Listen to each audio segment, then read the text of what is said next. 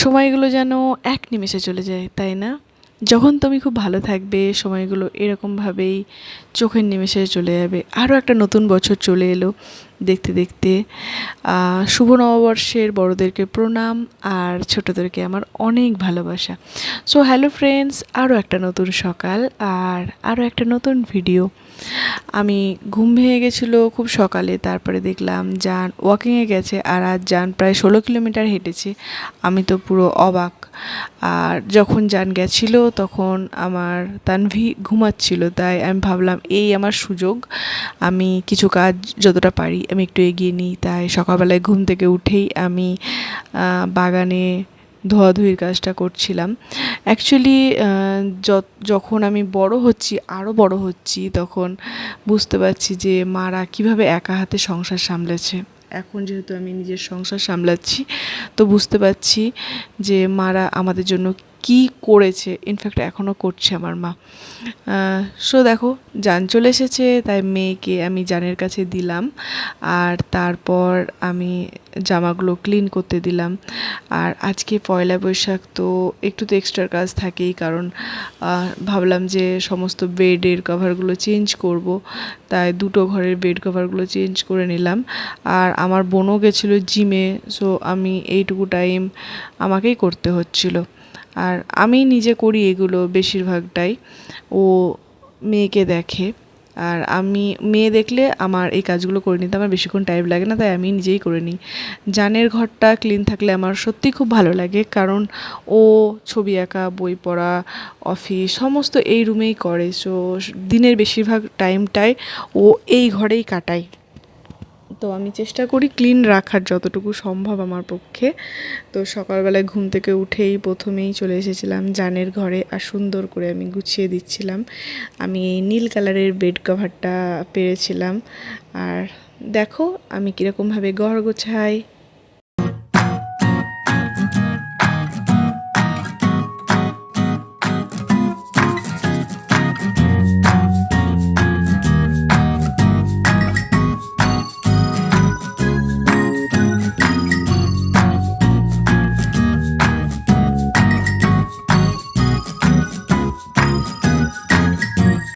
জানের ঘরটা আমি পুরো ডাস্টিং করে নিয়েছি, গুছিয়ে নিয়েছি, তারপর এখন আমি ঝাড়ু দিয়ে নিলাম। আর এখন সবার জন্য ব্রেকফাস্ট বানিয়ে নিলাম। বোন খেয়েছিল ওটস, আর জান আর আমি খেয়েছিলাম ছাতু। জানের অফিস ঘরেই মেয়ে ঘুমিয়ে গেছিলো, তাই তাড়াতাড়ি আমি আমার বেডরুমে চলে এসেছি পুরো ঘরটা ক্লিন করব বলে। আর বেড কভারটা চেঞ্জ করে নিলাম। তো মেয়ে যেহেতু জানের অফিস রুমে আছে, তাই মেয়েকে আমি এই রুমে নিয়ে এলাম ও ঘুমাবে বলে, কিন্তু ও বেশিক্ষণ ঘুমায়নি। ও প্রায় 5-6 মিনিট পরেই ঘুম থেকে উঠে গেছিলো। তো দেখো আমি ওকে খুব সুন্দর করে ঘুমিয়ে দিলাম, তারপরে আমি ঘরটা ঝাড় দিতে গেছি আর ও উঠে গেছে। আর উঠে দেখি আমাকে দেখছে, আর আমি চলে এলাম সমস্ত কিছু বাদ দিয়ে। আর এই যেহেতু ওর হাতে এটা পরানো আছে, সেই জন্য ও খুব ইরিটেট হচ্ছিল। আমি এসে এটা ওর সেফটির জন্য, যেহেতু ঘরের মধ্যে কেউ ছিল না, তাই জাস্ট ওর সেফটির জন্য এটা পরিয়ে রেখেছিলাম। আর আমি চলে এসেছি, তারপর একটু মেয়ের সঙ্গে সময় কাটালাম। দেখো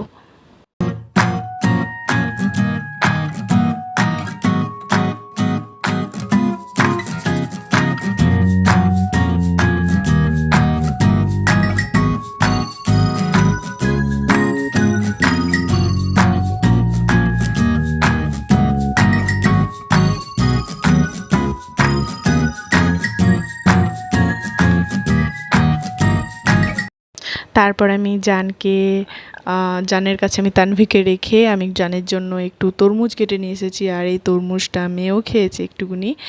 আর তারপরে আমি চলে গেছিলাম স্নানে। আর আজকে জান বলেছিল পোলাও আর চিকেন কষা খাবে। আমি এই ড্রেসটা পরে নিয়েছি পয়লা বৈশাখে। কেমন লাগছে? আজকে পয়লা বৈশাখে আমি গিরির জন্য জামা নিয়ে এসেছিলো আমার বোন, সেটাই পরালাম।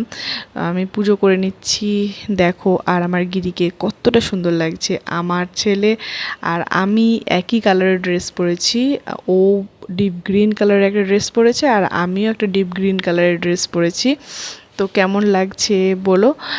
আর আজকে আমাদের বাড়িতে বানিয়েছিলাম চিকেন কষা পোলাও, কিন্তু আমার শ্বশুরবাড়ি থেকে মা পাঠিয়েছিল মটন কষা, ওই বাড়িতে হয়েছিল, আর বাবা নিয়ে এসেছিল মিষ্টি, তো সেটাই খেলাম। সবাই মটনই খেয়েছি, চিকেন বেশি খাইনি, কারণ চিকেন কেউ কেউ হয়তো 1 পিস নিয়েছে, আর আমি তো মটন আর পোলাও দিয়েই খেয়ে নিয়েছিলাম। এখানে বাবা ছিল বলে বাবাকে রিকোয়েস্ট করলাম যে তুমি অন্তত একটুকু টেস্ট করো পোলাওটা কেমন হয়েছে, তো বাবাও সেটাই খেয়েছিল। আর সবার খাওয়ার পরে আমি খেয়ে নিলাম। খাওয়ার পরে আমি তো ঘুমিয়েছিলাম, তো বিকেলবেলায় উঠে মেয়ে দেখি ওর যেহেতু একটা হ্যাবিটস আছে কি ওর বিকেলবেলায় হাঁটতে যেতে হয়, তো ও আমাকে ওঠাচ্ছিল আর উঠিয়ে নিয়ে গেছিলাম। আর এখানে কিছু কালচারাল ফাংশান হচ্ছিল, কিন্তু যেহেতু জায়গাটা বদ্ধ সেই জন্য আমার মেয়ে ওখানে থাকছিল না, আমরা চলে এসেছি বাইরে। জান আর আমি একটু নিয়ে ঘুরে এলাম। আর এই যে জান ওকে নিয়ে একটু মজা করতে করতে হাঁটছে। আর এসে কিছু খাওয়ার পরে দেখলাম আমার কিচেনের এই অবস্থা, কারণ সারাদিনে আমি একটুকু টাইম পাইনি। আমার বোন গেছিলো বন্ধুর বাড়ি, তো মেয়েকে নিয়েছিলাম, তো সেই জন্য আমার কিচেনের অবস্থা খুব খারাপ। অন্য সময় আমি রান্না করতে করতেই আমি কিচেনটা পরিষ্কার করে নিই, সেটাই সুবিধা হয়, কিন্তু আজকে আমি একটুকুও সময় পাইনি। তো সেই জন্য আমি কিচেনটা পরিষ্কার করে নিলাম। আর কিচেন হলো বাড়ির সবথেকে ইম্পর্টেন্ট জায়গা। কিচেন যদি পরিষ্কার থাকে তোমার মুড এমনিই ভালো থাকবে, কিচেন যদি নোংরা হয়ে থাকে একদম ভালো লাগবে না।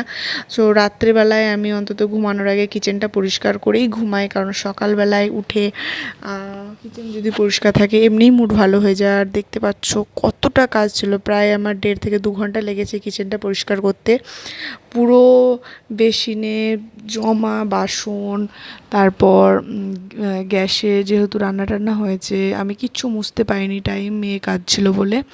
আর ও আমাকে একটুকুও ছাড়তে চায় না, তো কিচেনটা আমি পরিষ্কার করে নিলাম। দেখো কতটা সুন্দর লাগছে, সকালবেলা এটা দেখে আমার মুড এমনিই ভালো হয়ে যাবে। রাত্রেবেলায় আমি পোলাও আর চিকেন কষাটা খেয়েছিলাম, আর জান খেয়েছিল ব্রেড আর এই মিষ্টিটা। চলো বাই, দেখা হবে আরও একটা ভিডিওতে।